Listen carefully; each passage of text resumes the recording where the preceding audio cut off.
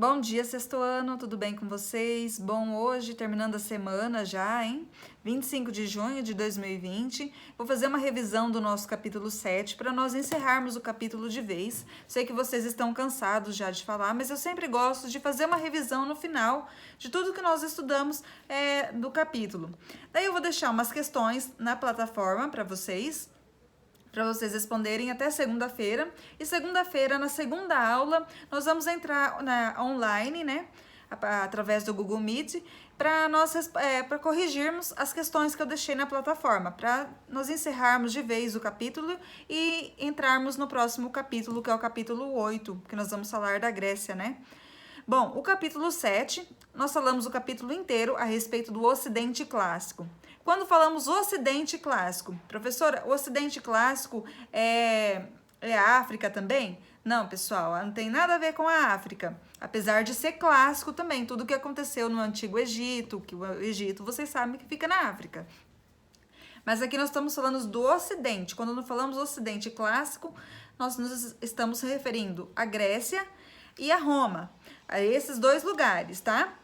Bom, aqui no comecinho, na página 310, nós começamos vendo o nosso capítulo a respeito, a abertura do capítulo é uma Olimpíada, né? Nós estamos vendo que pessoas correndo. Bom, as civilizações grega e romana, elas foram fundamentais para a constituição da cultura do Ocidente. Influências dessas sociedades da antiguidade podem ser percebidas até hoje na língua, nas artes, na filosofia e nos sistemas de leis atuais. Ou seja, essas duas culturas tiveram muito impactos na atualidade, né? Aqui mesmo que eu falei para vocês na abertura do nosso capítulo a respeito que nós estamos vendo a Olimpíada. A Olimpíada, que nem eu sempre falo, ela surgiu lá na Grécia Antiga. Surgiu a partir de competições onde se reuniam cidades diferentes para competir em modalidades diferentes. Então aí surgiram as Olimpíadas. Nas últimas aulas eu falei a respeito das leis, né, do direito romano. Uma coisa que surgiu em Roma, que até hoje nós temos reflexos.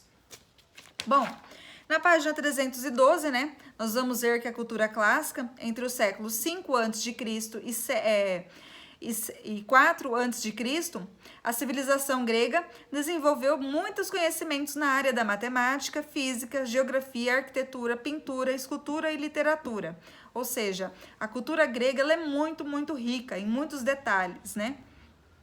Também criou o teatro, né? Vocês sempre lembra que eu falei para vocês a respeito daquela máscara do teatro, que até hoje tem pessoas que pintam, né? Que a máscara simboliza o teatro. O teatro surgiu na Grécia Antiga. Lá na Grécia Antiga eles utilizavam bastante máscara para não mostrar o rosto durante as apresentações. Eles colocavam a máscara. Então a máscara é o símbolo do teatro. A questão da história também, os primeiros historiadores, né, surgiram lá, os principais filósofos que até hoje nós estudamos, pelo menos em quase todos os cursos, até mesmo na medicina, para vocês terem uma ideia, tem que ter filosofia. Todos os cursos têm que ter filosofia. Ah, professora, eu vou fazer um curso que não tenha filosofia. É impossível. Enfermagem tem filosofia, para vocês terem uma ideia, medicina, não sei se as engenharias têm, né, mas quase todos os cursos que você for profissionalmente seguir, uma matéria na faculdade, um ano ali na faculdade, filosofia vai ter.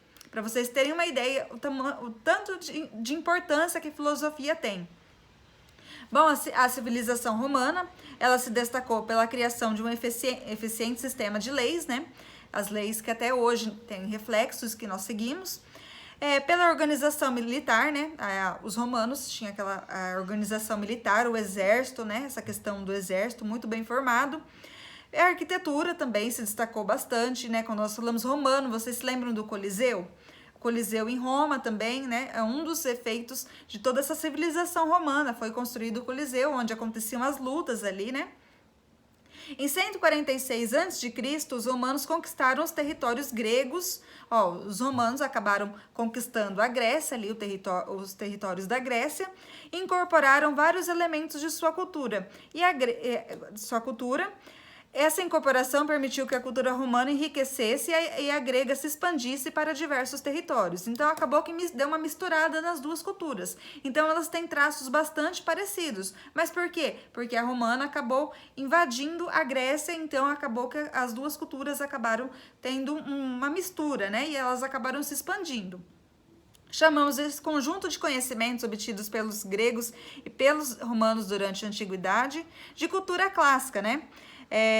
Você, né, provavelmente já viu alguma construção que remete à construção clássica. Por exemplo, essa casa aqui que nós vimos na página 302, que eu falei para vocês. Os pilares remete muito à Grécia Antiga. Você olha e você fala, nossa, esses pilares...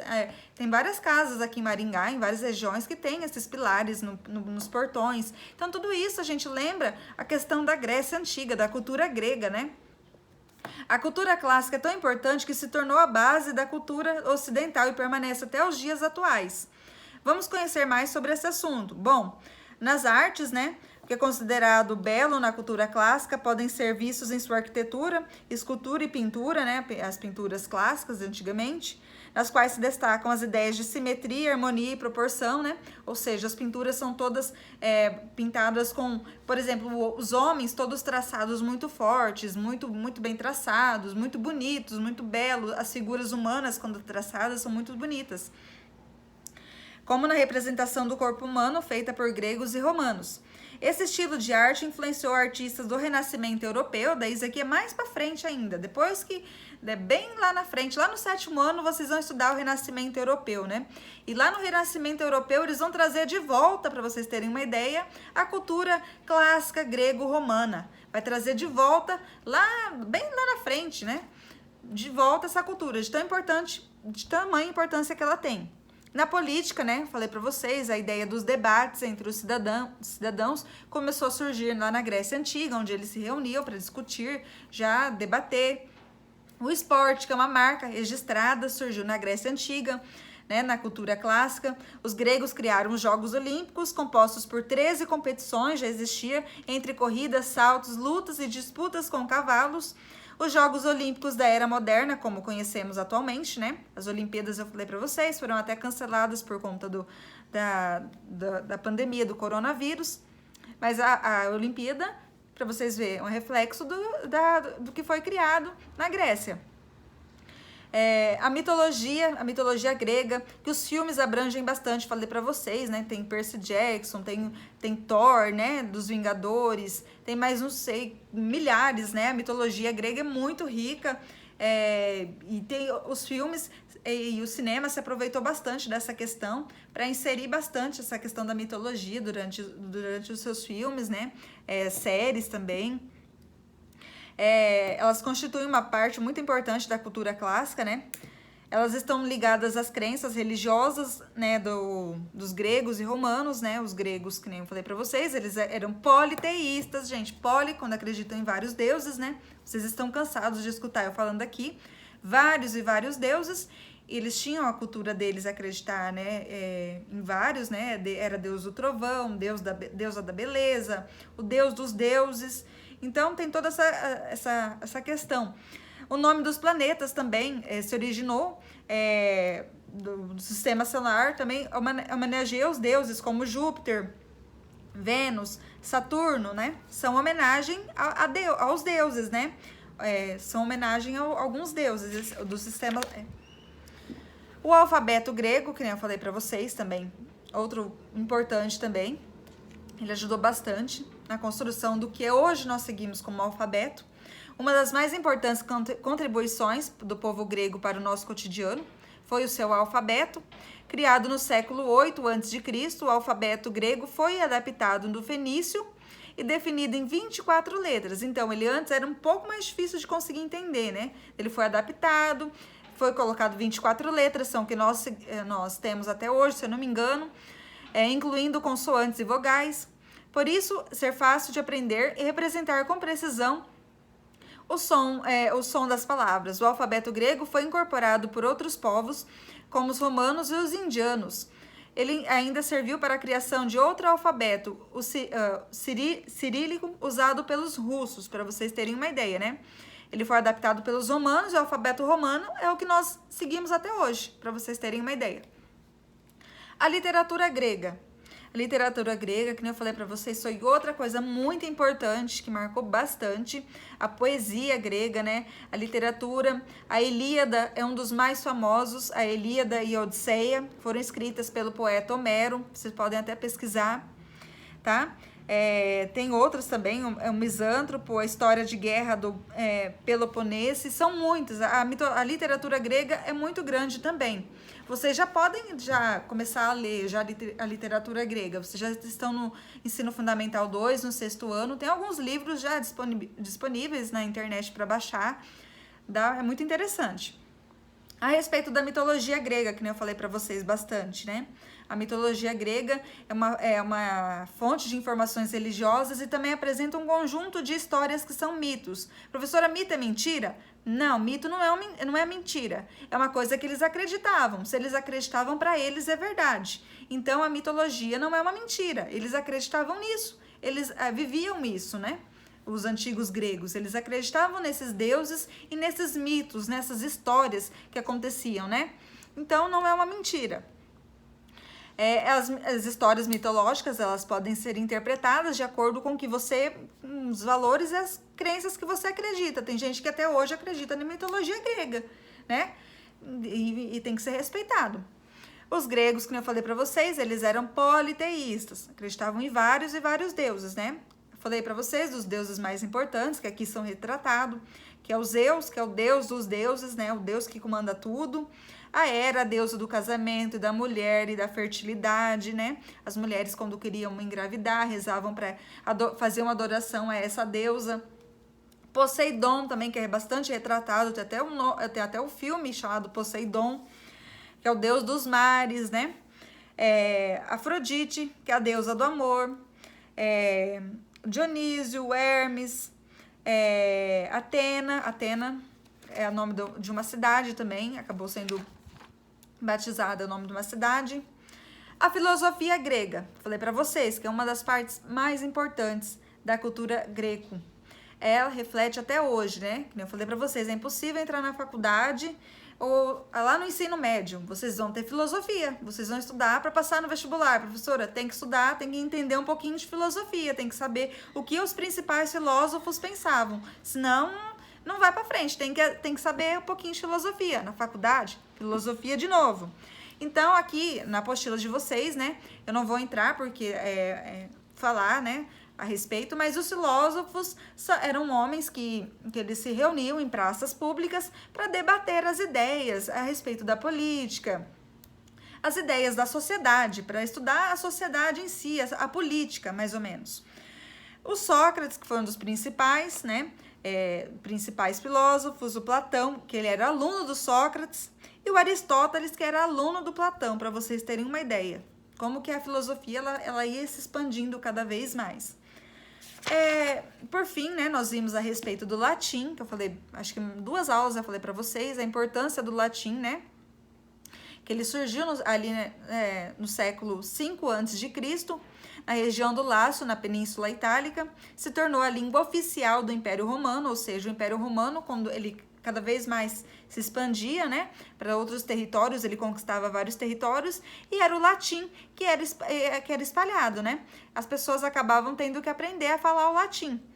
Então, nós vimos, né, a respeito das línguas neolatinas, que mesmo quando o Império acabou, né, o latim ainda continuou, mas ele acabou sendo misturado a outros idiomas, né, e acabou ficando conhecido como línguas neolatinas, que são o português, o francês, o romeno, o italiano, o inglês não.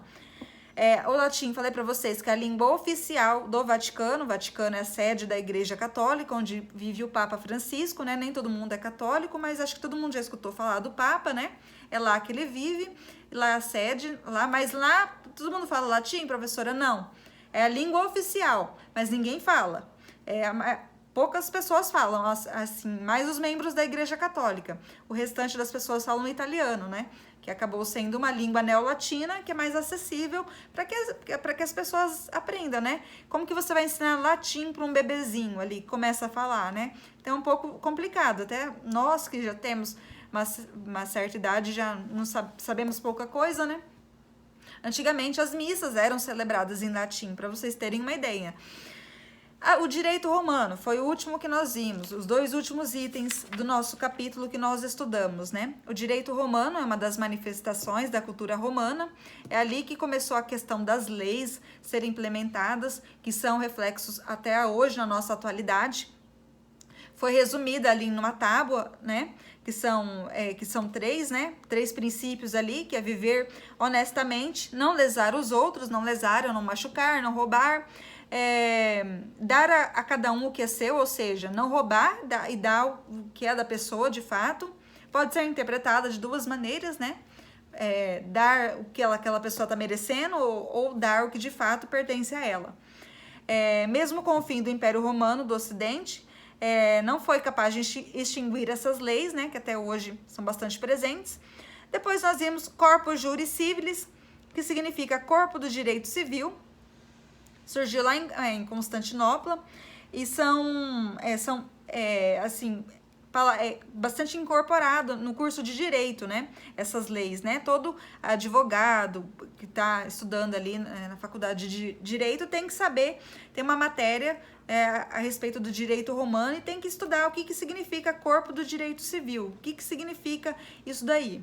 Bom, essa é uma obra jurídica estudada atualmente na disciplina de Direito Romano em cursos de Direito no Brasil. Conheça abaixo alguns princípios do Corpus Juris Civilis, é uma das leis, né, que no curso de Direito tem que ser estudadas.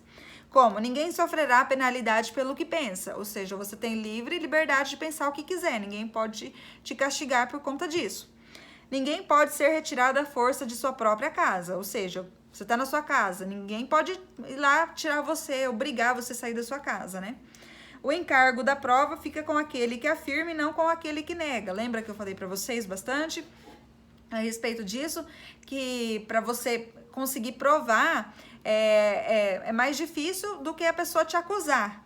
Quando ela tá te acusando, basicamente não é bem assim, não é o certo, mas a razão tá com ela. Para você provar que essa pessoa tá errada, é mais difícil ainda. Quando ela tá te acusando, às vezes por um crime que você não cometeu, mas às vezes a razão está com ela. Até você conseguir provar é um pouco mais complicado. Então essa é uma das leis que estão no Corpus Juris Civilis, né? O encargo da prova fica com aquele que afirma e não com aquele que nega. Ou seja, negar é fácil, duro é provar, né? Tem esse ditado popular, né? Bom, pessoal, então por hoje é só isso, não, né? É o resumo do capítulo novamente para vocês. Eu sei que professora, tá chato falar de novo disso, mas é para nós encerrarmos logo, vocês vão estar de férias, né? Para que fique selado as dúvidas que vocês tiverem. Daí nós vamos ter a nossa aula online para nós corrigirmos o exercício que eu vou deixar na plataforma. O exercício vai ficar aberto até segunda-feira, né? Até na nossa aula ali. Daí vou fechar depois que nós corrigirmos. A professora, vale nota, tem que participar? Pessoal, nós estamos na escola, tudo vale nota, tudo conta. Participação de vocês conta. Mas é aqui. Aqui sim, tipo, tudo tá contando. A chamada de vocês conta, a presença de vocês, a participação, a curtida de vocês responderem, tudo está contando. Então, a participação de vocês na correção dos exercícios, essa é a primeira vez que eu faço com a sala de vocês. Então, é um pouco diferente para mim também. Mas vocês têm que participar, vocês têm que entrar para nós, mesmo que, tem pessoas, às vezes, que têm algum problema com a internet, né? Ok, mas se possível, vocês entram para nós fazermos a correção na segunda-feira. Daí eu vou deixar os exercícios lá, façam com calma, não façam correndo, escreve de qualquer jeito, não. Vamos fazer com calma, devagar, tudo certinho. Para nós, na segunda-feira, nós corrigirmos, encerrar o nosso capítulo e começarmos o nosso capítulo 8, falando da Grécia Antiga, né? A apostila de vocês é curta, né? Vocês já perceberam isso, nós estamos... adiantados. Tem coisas que eu vou ter que voltar com vocês quando nós voltarmos para a sala de aula, porque tem coisas assim que é importante frisar ali pessoalmente, né? Não que aqui não seja, mas vai ter que voltar a falar, né? Mas por enquanto nós estamos levando assim. E qualquer dúvida, vocês me mandem mensagem na plataforma. que eu respondo, não na aula dos outros professores, ok? Na nossa aula, na aula de história, ou à tarde também, se vocês estiverem fazendo, se surgir uma dúvida, podem me mandar mensagem. Ó, professora, eu não entendi isso. Você pode me ajudar? Posso sim. Mas no horário da aula da professora de matemática, da professora de português, eu não vou responder, porque eu também estou em sala de aula. E eu sei que a outra professora também não vai gostar, e não é certo, ok? Então tá, por hoje é só. Fiquem com Deus.